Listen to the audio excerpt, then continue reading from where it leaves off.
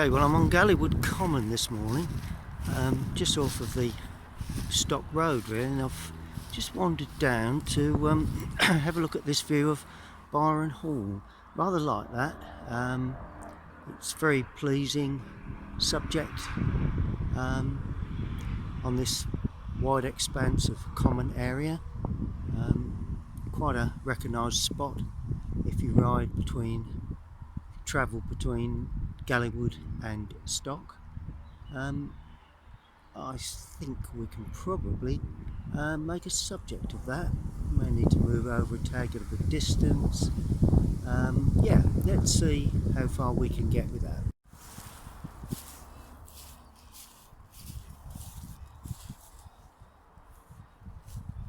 Okay, well I've just walked down to this lovely spot here on Gallewood Common. It's a lovely morning, sun shining, a little bit of wispy cloud, but basically a lovely subject is in front of me here. We've got buildings, we've got trees, we've got a bit of hedging, may need to lower that a touch, break it up a little bit perhaps, but I'm really looking forward to this one. Let's get cracking.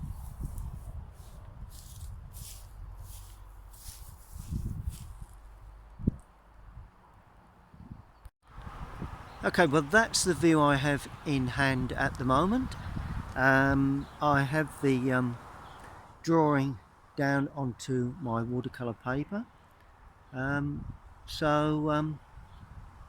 think I'll crack on and demonstrate to you how to paint this lovely subject. Well, the first thing we need to do, as always, is to work out our sky. There is a little bit of wispy white cloud, but other than that it's blue, sun coming from the left. I'm just damping the paper just a touch here and there. My old technique, I always like to start with a damp paper, certainly in most areas, nice and damp around the building, but not actually over the building. That can slip away, I'm not too worried about that at the base of the building, and also around any roof work really, mainly so as it doesn't get too much colour on at this stage. I could put a bit of colour across it, but we'll see when we go. Good, so that's basically it. Well, that soaks in. Trying to work out my colours. Going to use ultramarine with a touch of Prussian blue for the top of the sky, and it's that sort of day really, ultramarine and Prussian blue.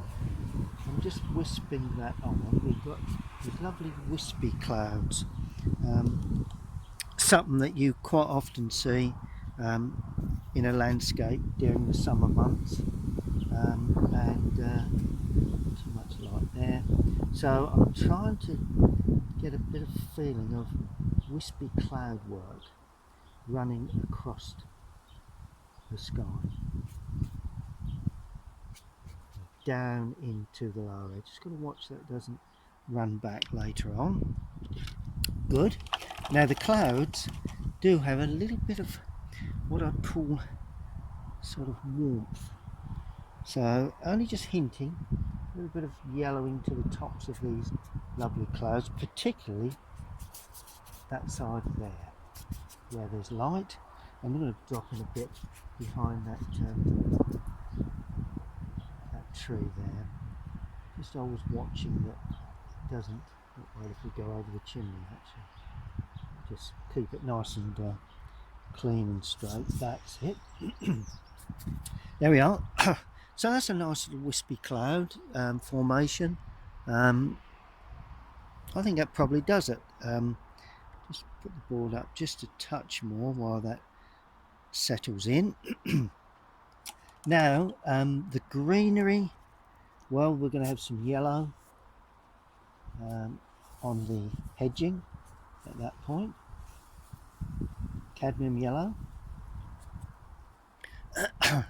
Then we've got raw sienna for the start of the field, and it's just been sort of cut for the to tide it up for the summer months, and we do have a nice bit of yellowy green there, just gives a separation. Bring that up into the hedge itself. It's going to be an interesting feature to paint, that hedge. Then as we come forward, lemon yellow or cadmium lemon. There we are. Nice and freely painted. Just keep, providing you keep the colours nice and this is onto dry paper because I want a bit of a rough feel. Providing you keep the colours nice and fresh early on. It's, you know, a lot of artists go wrong, you know, when you're learning, that you put the colour on a little bit on the sort of dull side, and once you do that you lose it, I'm afraid, initially. Now to that blue sky colour I'm adding raw sienna, so while it's still damp I'm going in to that distance area there, because that's my far distant area of, and there's trees behind there we are. So get these in fairly early on, because if you do, you end up with a bit more ultramarine, you end up with a soft feel, and that really is the main depth, the main distance. Oh, that's nice. Lovely bit of blue right on that bottom corner. Look at that. Now most people would probably say, whoops. Well, I would probably say whoops myself, but having said that, nice bit of depth there, not too concerned about that. Good, now I'm going to clean that brush. Now I'm going to use a round mop brush now, because I'm going to paint a bit of colour on the building. Now the building is very cream, so I'm going to use a little raw sienna and a little burnt umber. Seems a funny combination, but that to me is the cream that I'm looking for, and I'm adding a little more raw sienna to the sunlit side, which is that side. So that's the sunlit side. Okay, nice and light. And I'm going to have the light as it is. I'm not going to make any adjustments to the light. And what in effect is the shadow side has like a greeny. It's not that dark actually, because it is quite a nice day. So I'm putting a blue with that. So it's burnt umber, raw sienna, I'm putting cobalt blue with that, because that to me is like a greeny, yellowy, brown colour. See what we've got with this. Oh, there you go. Paint that onto damp paper. Go around the windows this time.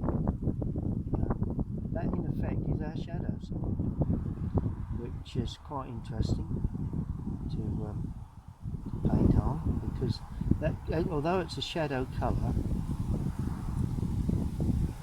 just remember the top of the hedge there, very spiky because it's in sunlight, so we don't want to remove that too much.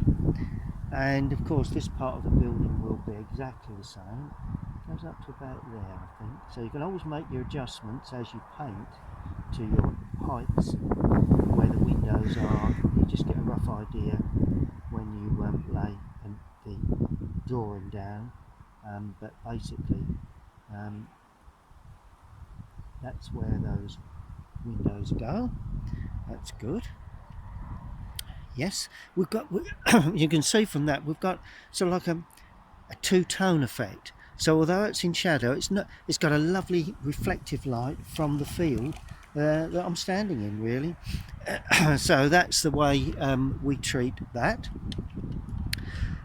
Okay, now the next part of this will be slightly smaller brush now, which is where the brushes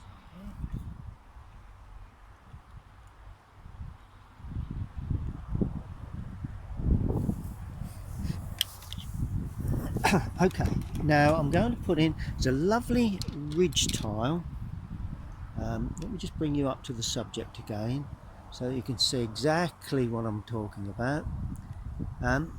Can you see the lovely building there? See how the colour changes from the sunlit side to the shadow sides. Painted around the windows because we've got white frames. Now I'm looking at the roof. It's got the ridge tile at the top is actually a red ridge tile, and that complements what will be quite a cool slate colour. So that's what I'm looking to portray in some form or another. Just line the camera up again, make sure it's steady. Good.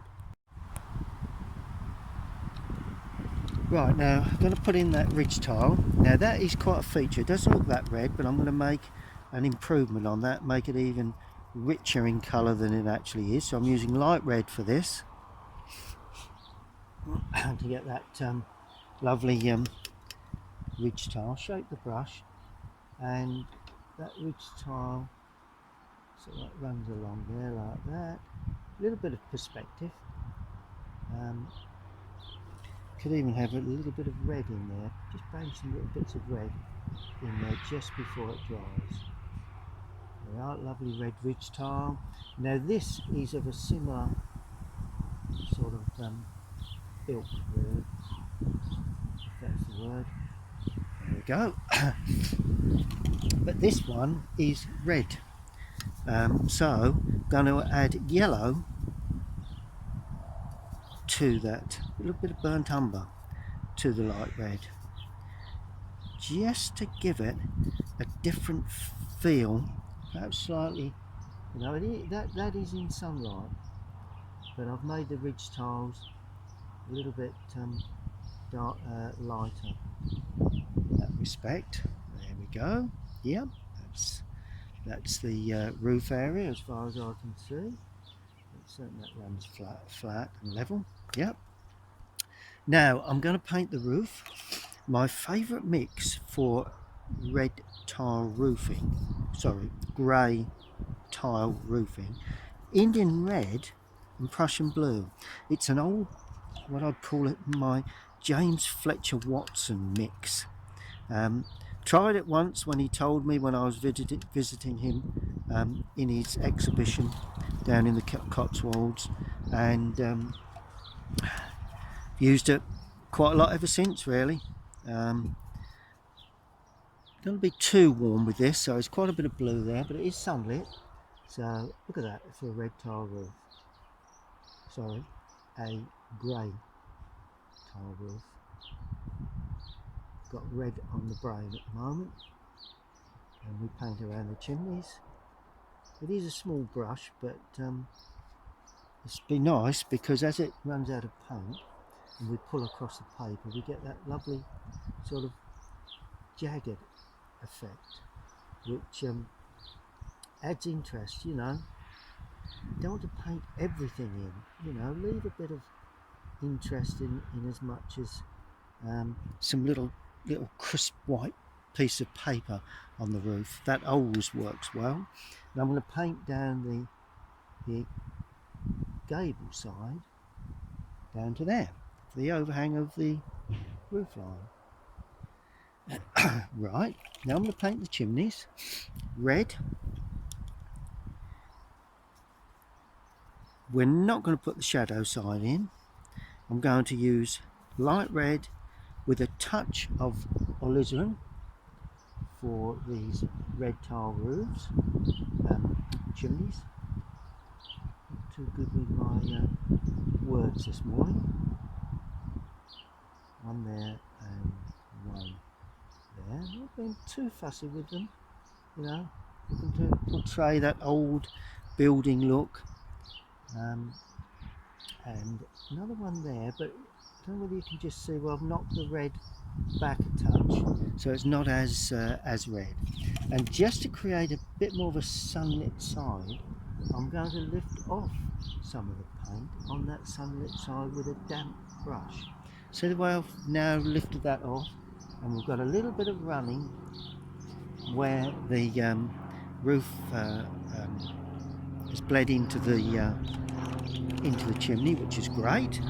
Now the actual chimneys, they are going to be quite red indeed. 1, 2, 3, 1 and 2. There we go. And I'm not concerned if they run into the roof as well, so let's just try and get them bleeding. Always nice to get a bit of bleeding of colour. And the roof, the red chimney in the distance, there's 3 of those, but they're stacked behind each other. Just need putting in like that, really. Okay, now we've got the building to the right. That's our next port of call.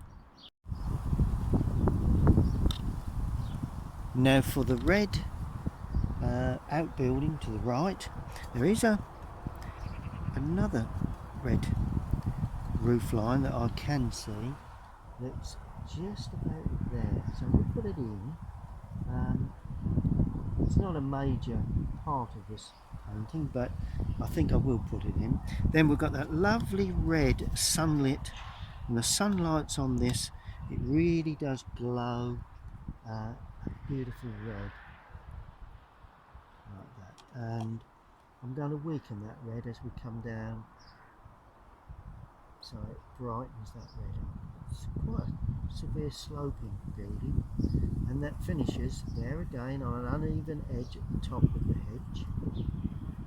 Always remember where you finish. If it's uneven, that's how it needs to be. Now when it turns, it's got what I'd say a darker feel, so it's slightly away from the sunlight, and the tiles are different, so I'm going to make them considerably, so I put a bit of burnt umber with that. But as I head towards that dark tree, I shall weaken that and spread that colour through, and that finishes about there. But of course we will have the old tree there, so I don't want to be too dark with that. And with a damp brush, I'm going to lift off a little bit of this colour. It just turned out a little strong, and also it gives it texture and form. There we are, that's looking good. Good, now we will attend to the windows.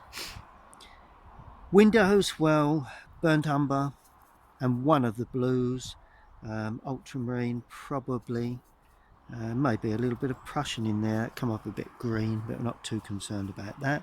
Now the windows are quite dark, we do have curtains, but overall I'm not going to be too concerned about that. I'm going to add a bit more blue to these, they may reflect the sky, and we've got to remember that now we either paint every single section like that, which I think I'm going to do, and I'm not counting them, I'm just dotting them in, so you know, I'm not sure how many we have, but I'm sure, well, if anybody wishes to count them, then they are welcome, but as far as I'm concerned, that's a sufficient way to show a window. These are larger panes of glass. Don't forget to leave the surrounds. It's got to be a little bit impressionist. We don't need to paint everything we see. And these windows will have just a bit across the top and down the left hand side. It's more or less just the shadow really. Across the top, down the right, and that just depicts a sense of a window on the left. Good. pretty much as I would have expected. Okay, so we'll just put that brush down just for a second. What brush have we got here? Use that one. Okay, now we're looking at the trees really. The tree behind there, I'm just damping that in places with a bit of water so that we get soft edges at the top of the tree. I think you've seen me do that before.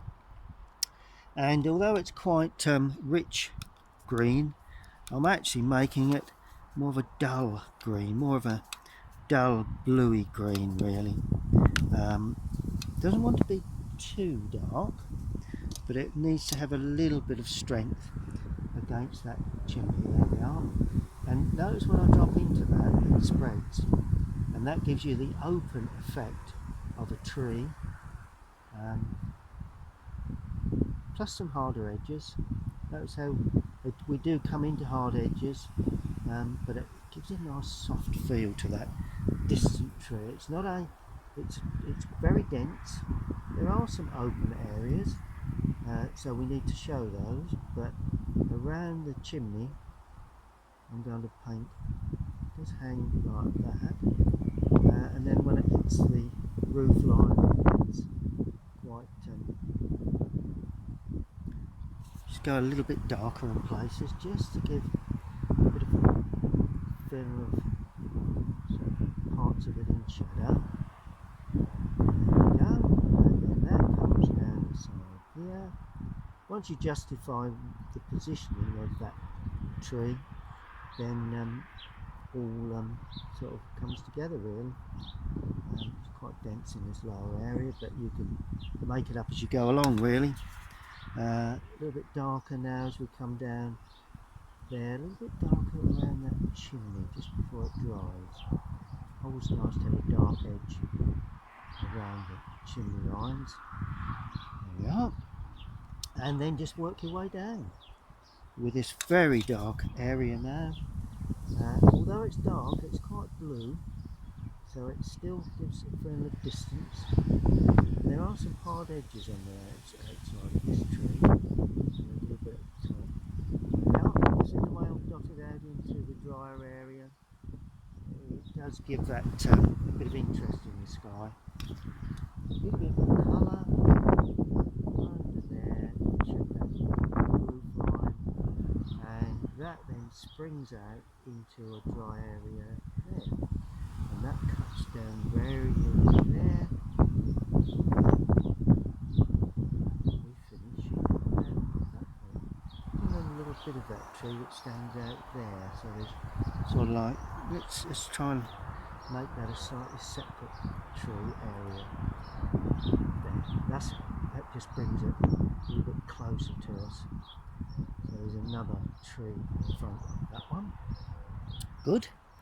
And I'm going to put another sort of slightly yellowy hard edged tree, bit of texture onto this one, in that point there, and that finishes. It just closes down that that opening really. So I mean that's our distance area. This is more of a of a balancing sort of foil really to that. Good. So that's that. We now have a tree to put in on this right hand side, and we need a larger brush for that. And I'm actually going to use a 1/2 inch flat for this, and that will be Prussian blue and raw sienna. It's looks like an old willow to me, so it's got a bluey yellowy tint to that leafing, and it's not too dark, but it has got some darker areas. Now that needs a bit more yellow, so a bit more raw sienna going in there. That's better. That's a bit more light, and it's sort of, you notice I've not damped the top of this one because I wanted a different feel to it.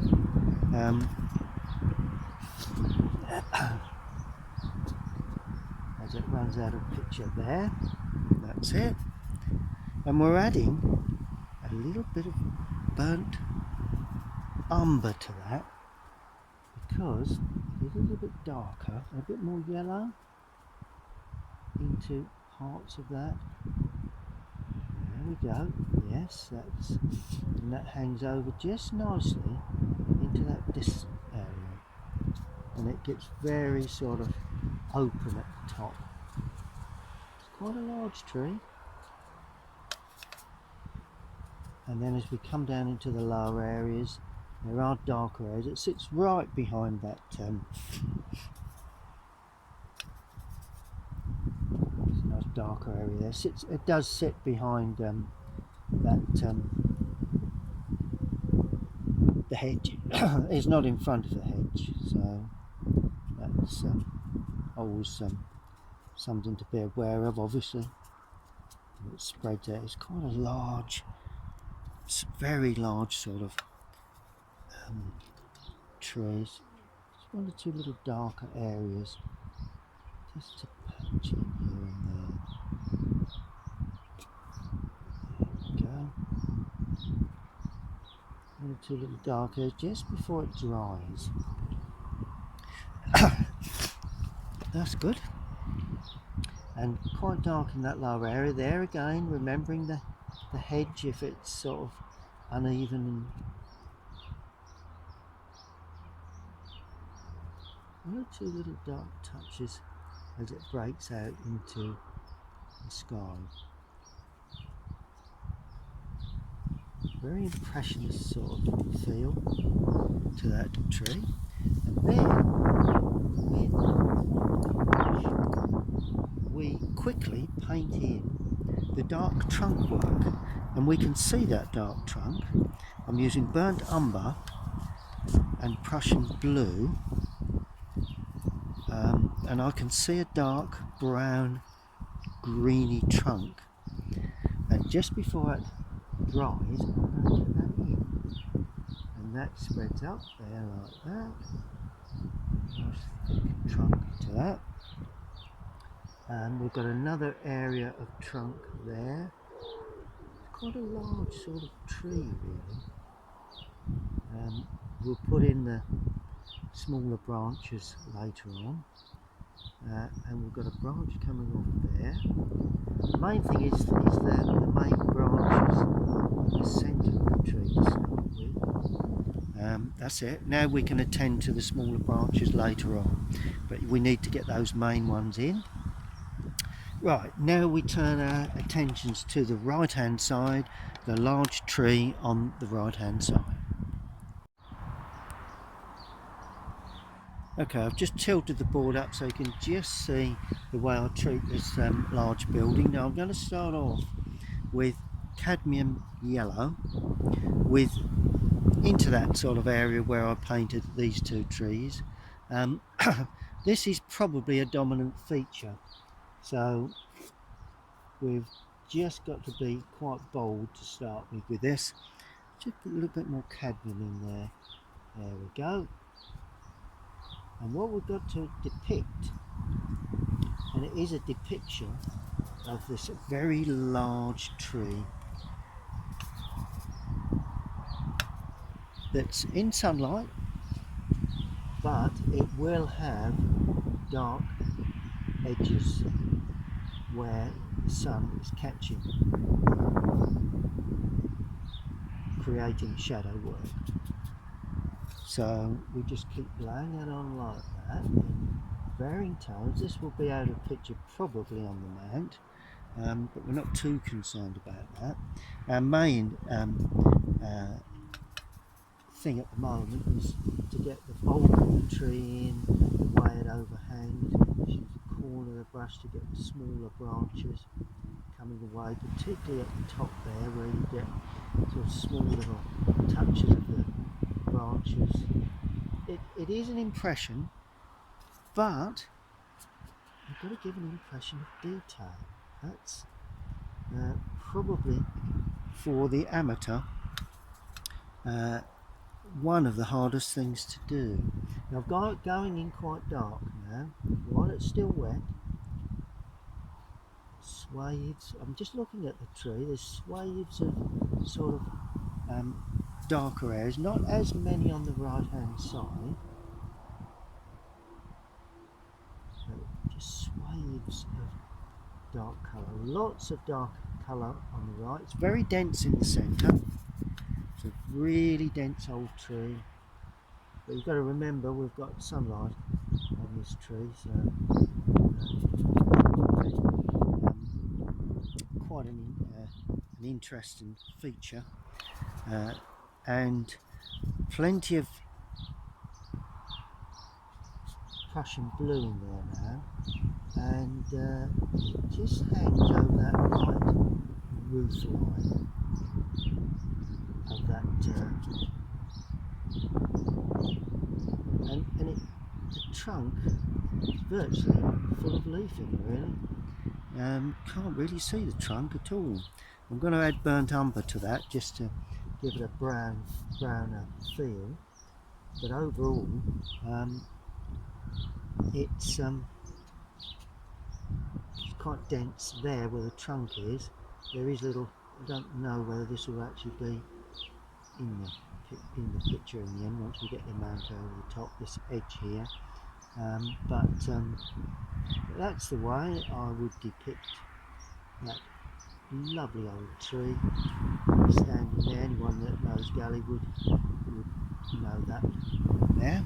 And then all we need now is burnt umber, Prussian blue, just to bang in the real dark areas, and I mean dark, a little bit darker than we actually see, and they will be on the lower edges of these damp areas, and they will then gradually blend up quite a lot this side. It's these final dark touches that you don't need too many of, but they are the thing, the parts of this lovely old tree that really make a difference when you come to painting. Good. I think we need a mount over that just to have a look and see what we've got. Okay, well there's the mount. That's sort of like the composition. So that's looking good. Yep, not a problem with that at all. Always best just to give it a try at some point with a mount. You can then see exactly what you've got. Right, now all we've got to do now is to create the hedge and the foreground, a bit of shadow. The hedge, well, we've virtually got the top of the hedge in with a bit of putting a bit of light colour into that. There's no bug on the side there. So I'm just sweeping that across, bringing it up. It is an uneven hedge, so it's always nice to show that. Not give that too much yellow. So let's just put a little bit more yellow in that in places. You've got to remember this hedge is lighter than the background trees, but once it turns into the sunlight, or away from the sunlight, it gets considerably darker. So we do need to be aware of that, and we don't want to make too much of this. You know, we really mustn't be too make too much fuss of this. Don't want that to detract too much from the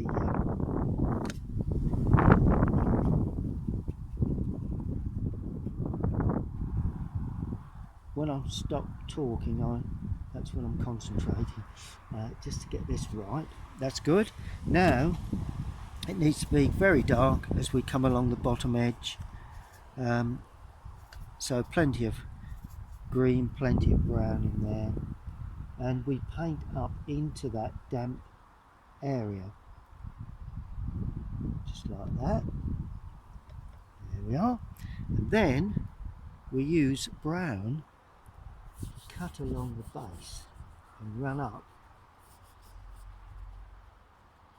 to create that sort of hedging effect.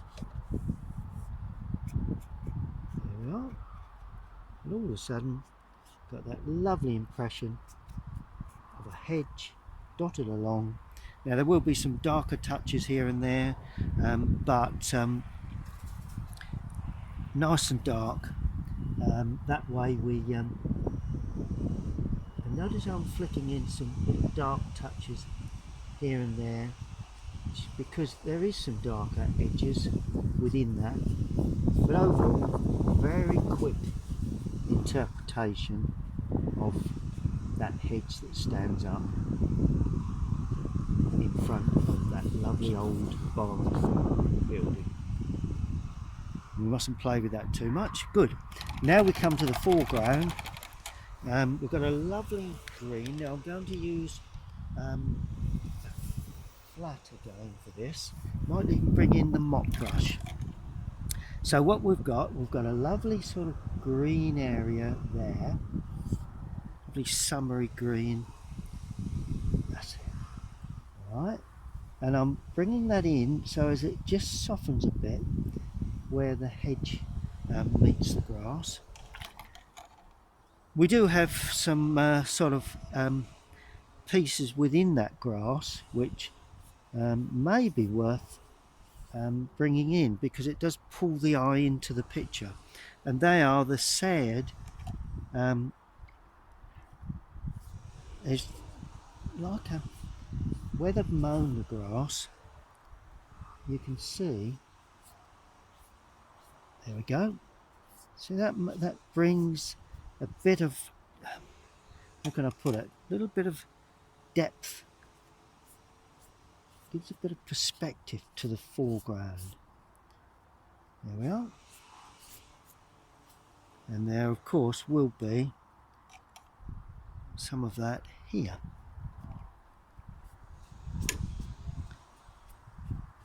There we are. So that is our perspective in the foreground.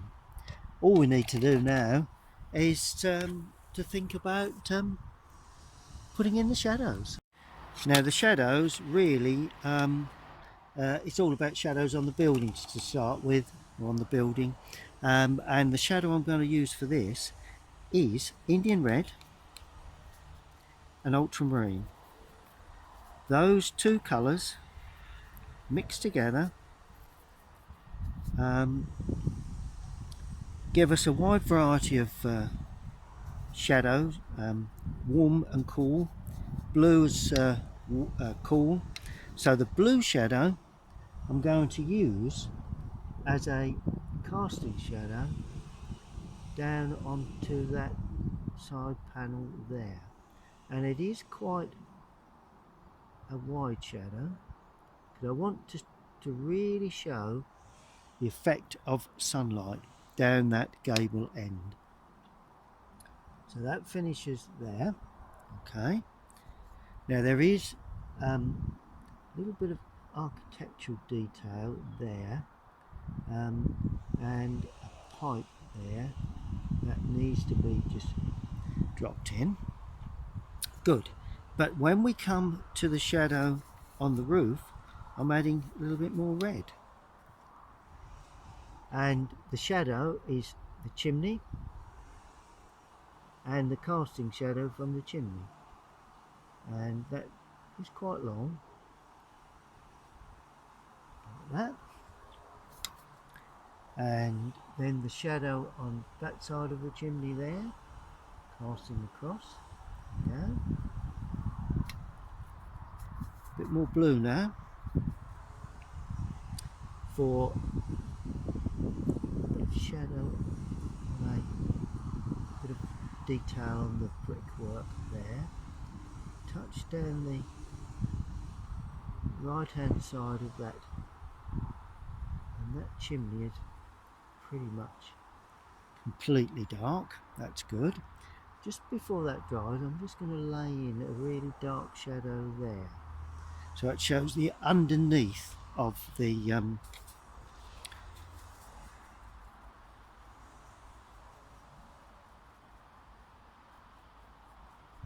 of the overhang, of the roof overhang. Now we do have a bit of guttering that's always useful to put in, and it does come out, come down there. Let's just make certain. I should put this in with a rigger really, but see if I can shape the brush so as not to get a too thick a line. There we are, down there like that, and then we have a little bit of detail here. There we are, that's good. There is a little bit of darkening there because that's part of the roof. There is a window here, so I'm going to show that just purely with shadow. Like that.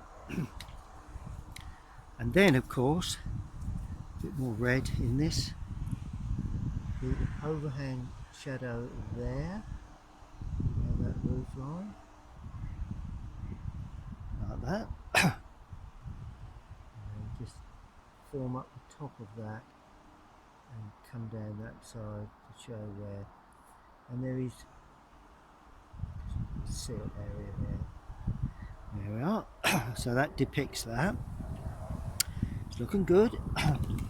Now we add a little bit more blue, a little bit more water, because we have what we call secondary shadows within shadow work.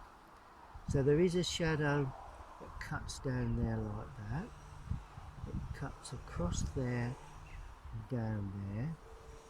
It all helps to give that sort of feeling of shadow work within the shadow area, a secondary sort of shadow feel. Gives it a little bit of light onto those windows. Always interesting thing to do.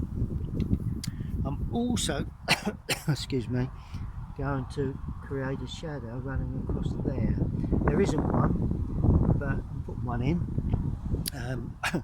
for no reason other than just interest really. Good, that pretty much does it for me. That's looking good. Now shadow across the foreground. Oh, and something I did see that I've not put in is a shadow from that large tree onto the side of that building. Now that was there this morning when I came across, so we need to make certain that we paint that in, and it just broke up a little bit as it went like that because of the outside of the tree itself. There we are. It gives a nice sort of subtle feel, lovely and blue sort of. It's a different type of blue. A bit more blue in there, a bit more blue in there. I like that blue. Let's bang that in. Here we are. It gives a lovely subtle feel to that frontage. And in actual fact, I'm going to be bold and I'm going to paint all of this in this blue colour. I just like the look of that.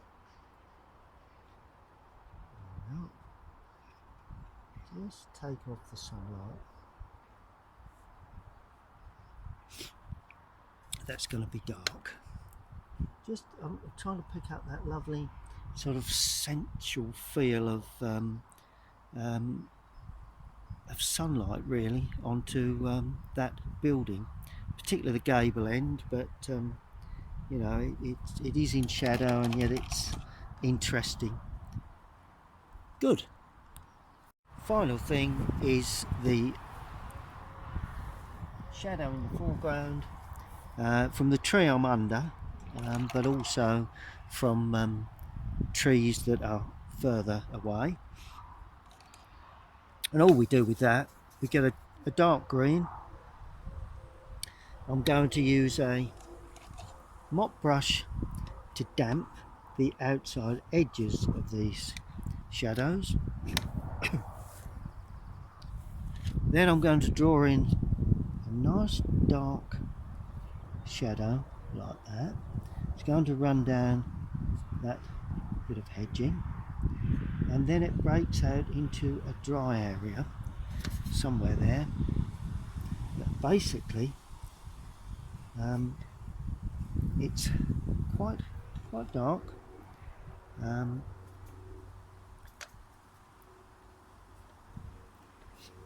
Breaks out into a dry area there. There we are. And then the deeper shadow will be in the foreground for obvious reasons. It's nearer to us. So that comes across there like that. And really strong dark blue. I'm putting brown with that now, burnt umber, to bring it up really strong and dark. There we go. Maybe into the picture, but it may be out of picture, not really sure. Bit of burnt umber in there we are, to deepen it. Always got to have a nice deep colour in, and just a bit of burnt umber in places as it goes further back. There we are. Look at that. That really does light up this area. Don't want to remove too much of that light. We are going to have a little bit of subtle shadow work running across here, just to show up a little bit of the roughness of the, it's a bit softer shadow work there. Lovely bit of light. Good. Now we need some real dark shadow work on the greenery in places, burnt umber and Prussian blue. Now I'm going to darken that there, just to show a bit of subtle shadow into the light. See the way it makes a big difference, how it lights up that area there. Okay, then we're going to have another little dark area there. See how by putting these really dark areas in, all of a sudden you create light.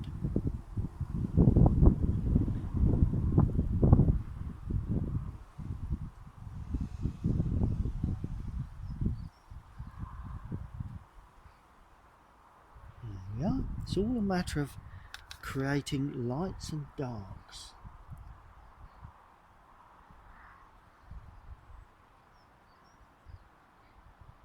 Yep, that's looking good to me. And then lose a bit of paint from the brush, and we can then come up and create a texture on top of the hedging.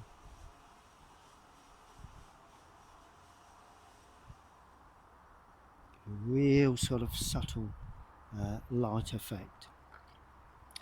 And then with this dark sort of brown blue, I'm going to run a shadow across the inside of there. See the way I'm just drawing that across to create a mystical feel on that side, and maybe a little bit here. We've got to watch that we bring that across, just in case it's still in the mount. Good, we'll sit back and analyse that. Okay, well, I've pulled the camera right over the top of the picture because I just want to show you I'm just going to finally give those final little touches that I think quite often make a big difference. I'm going to use a blue and a brown, burnt umber, and on buildings occasionally you need a little bit of tidying up. I mean, there's a typical example there. So it's a dark blue and brown that just tidies up that back edge of that chimney.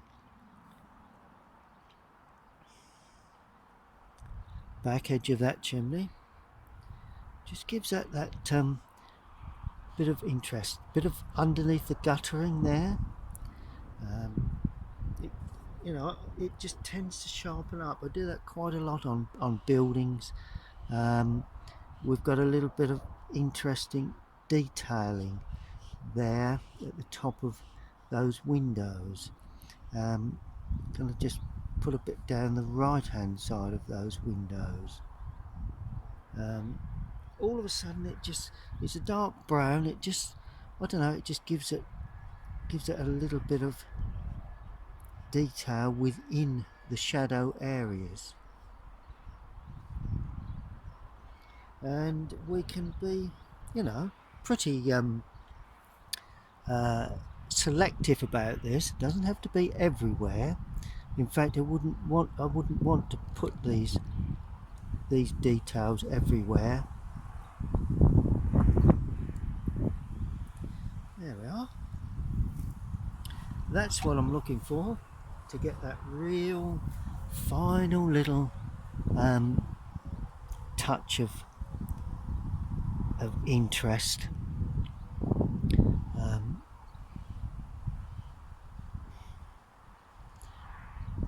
Yes. There's a downpipe there, so that comes out, comes across and down. It's all those sort of things that I think help to make a picture. Gives it that additional interest. And as I said before, this tree has lots of smaller branches coming away in places. You can see quite a few of them, so I'm going to put a few more in just so as we depict the tree as it is, rather than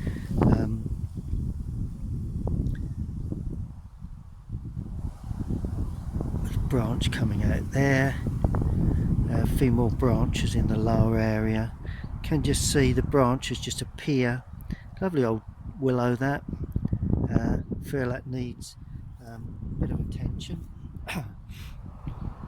There is just a dark area there, so I'm going to put that in just to give interest into the lower part of that tree.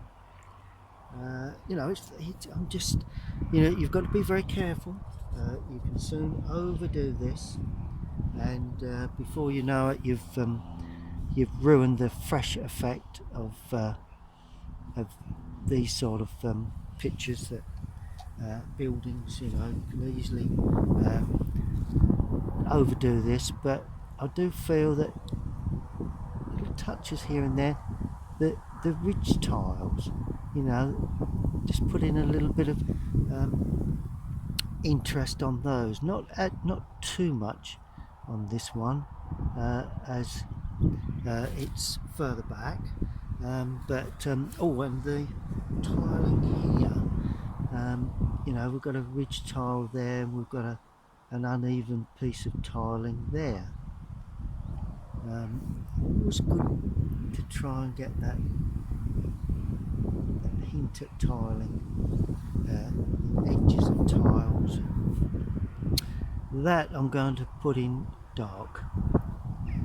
Just want to denote the difference between the roof in the background and that area there. It just helps to give that you know, a separation of those two buildings. Good. So I think all we really need is to find somewhere to sign it. Well, there is this lovely view of Byron Hall, Gallewood Common. Just going to sign it in the bottom right hand corner.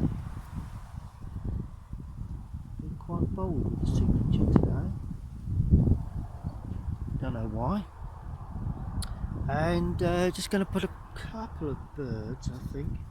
It'd be nice just to put a couple of birds in the sky.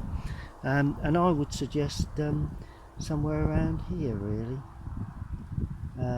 Quite often you see them flying around the tops of these large trees, small little rooks and crows. dodging around there to up there. Good. Well, there we have it. Lovely view of Byron Hall. The view you see there. I think I've depicted that sort of, you know, the feel of the hall, the grandeur of it all, and it's a lovely day anyway. You know, go out and enjoy your painting process. Don't get frustrated if things don't quite work. You know, there's lots of things I could say about this painting that for me probably didn't work, but overall quite a successful mural. Lovely little painting. So if you enjoyed that, please stay tuned to my YouTube channel and subscribe if you like my work, and we'll hope to see you all again very soon.